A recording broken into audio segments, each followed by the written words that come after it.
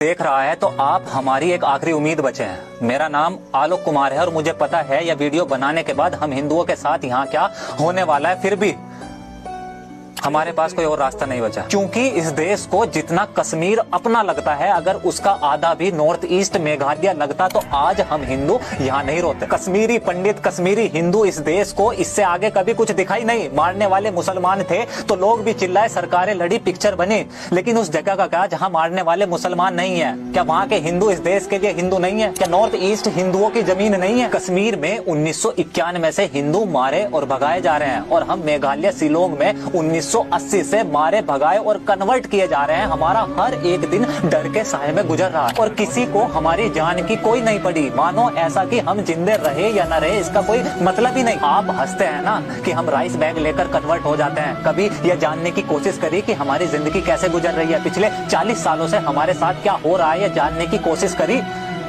तो आज सुनो।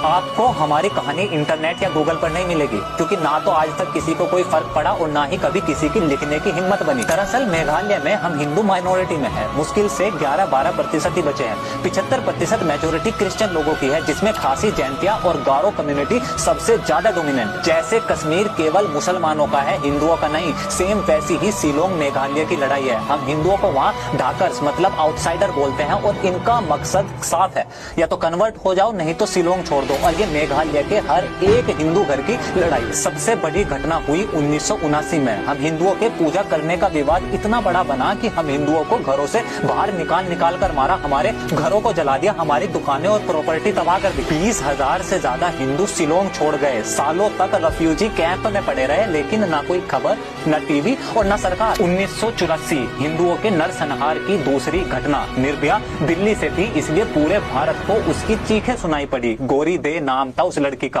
प्रेग्नेंट थी वो, उसके पति के सामने बांधकर रेप और फिर धारदार बांस को उसकी आंतों तक घुसा दिया। यहाँ लोगों के कानों में वो चीख आज भी गूंजती है, लेकिन गले से आवाज नहीं निकलती।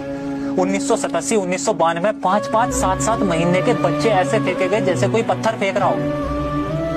जिंदा लोगों को सरेआम जला दिया। तब से और आज तक आए दिन हिंदुओं पर हमले चल रहे हैं। यहाँ पुलिस और या लोकतंत्र काम नहीं करता। इस देश में लोकतंत्र केवल वही काम करता है जहाँ हिंदू मेजोरिटी में हो, वरना पुलिस और प्रशासन सब चुपचाप हमें मरता हुआ देखते हैं। अगर हम हिंदू शिलोंग में जिंदा है या लड़ पा रहे हैं तो वो केवल हरिजन सिख बस्ती या वहाँ बने गुरुद्वारे की वजह से है। जब भी शिलोंग में कोई दंगा होता है तो सारे हिंदू हरिजन बस्ती या गुरुद्वारे में चले जाते हैं। शिलोंग में केवल एक वो ऐसी जगह है जहाँ किसी की हिम्मत नहीं कि हमला कर दे, और इसी वजह से यहाँ के क्रिश्चियन लोगों की दो मांगे चल रही है। एक की हरिजन बस्ती को रिलोकेट कर कहीं और बसाया जाए, दूसरा इनर लैंड परमिट कि अगर किसी को मेघालय या शिलोंग में आना होगा तो वो केवल परमिट लेकर ही आ सकता है। अगर ये दो चीजें हुई, यकीन करें कि अगले कुछ सालों के अंदर मेघालय शिलोंग में ना के बराबर हिंदू होंगे। कभी सोचा है यहाँ मेघालय शिलोंग में कभी कोई रेलवे क्यों नहीं आने दी? ये लोग नहीं चाहते कि यहाँ देश भर से ज्यादा संख्या में हिंदू आए या यहाँ आके नौकरी या बिजनेस कर। आज आप कश्मीर में जमीन खरीद सकते हैं, लेकिन मेघालय में कोई हिंदू जमीन नहीं खरीद सकता।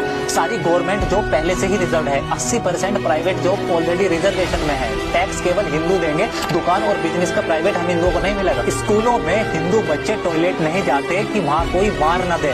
शाम को 5 बजे के बाद लोग घर से बाहर नहीं निकलते, पता नहीं वापस आए या ना आए। ये जो पूरा देश सीए चिल्ला रहा था ना, यहाँ ये मेघालय को सीए से बाहर रखा गया था। जब पूरा देश 15 अगस्त को आजादी का अमृत महोत्सव मना रहा था, यहाँ मेघालय में ब्लैक डे मनाया जा रहा था। कर्फ्यू लगा हुआ था 15 अगस्त के दिन। समय खत्म हो सकता है, लेकिन यहाँ हर घर वो अनकही अनसुनी कहानियां हैं जो कभी खत्म नहीं हो सकती।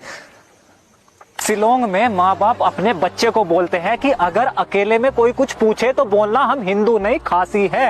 ये सब इस देश की मेजोरिटी हिंदुओं के साथ उनके ही देश में चल रहा है। ये सीए के समय बोल रहे थे ना कि कश्मीर में उस समय हम होते तो कोई भी हिंदू पलायन नहीं करता। 30 साल बाद आज आप हैं और नॉर्थ ईस्ट मेघालय वही कश्मीर दोहरा रहा है। आपने कुछ करा या आप कुछ कर सकते हैं, और अगर जब कुछ बस की ना हो तो आपसे हाथ जोड़कर प्रार्थना है कि अगली बार किसी हिंदू को राइस बैग फ्लैग लेकर कन्वर्ट होता देखे तो उस पे हंसना मत, बल्कि सनातनी खून होने के बावजूद ऐसे मुर्दों की तरह जीने पर, अपने जीवन पर धिक्कार करना और हमारी चिंता मत करना। हमारी आखिरी सांस भी प्रभु श्री राम का नाम लेगी। बस एक आखिरी विनती है आपसे, मात्र खून से नहीं, कभी तो व्यवहार से सनातनी बनो।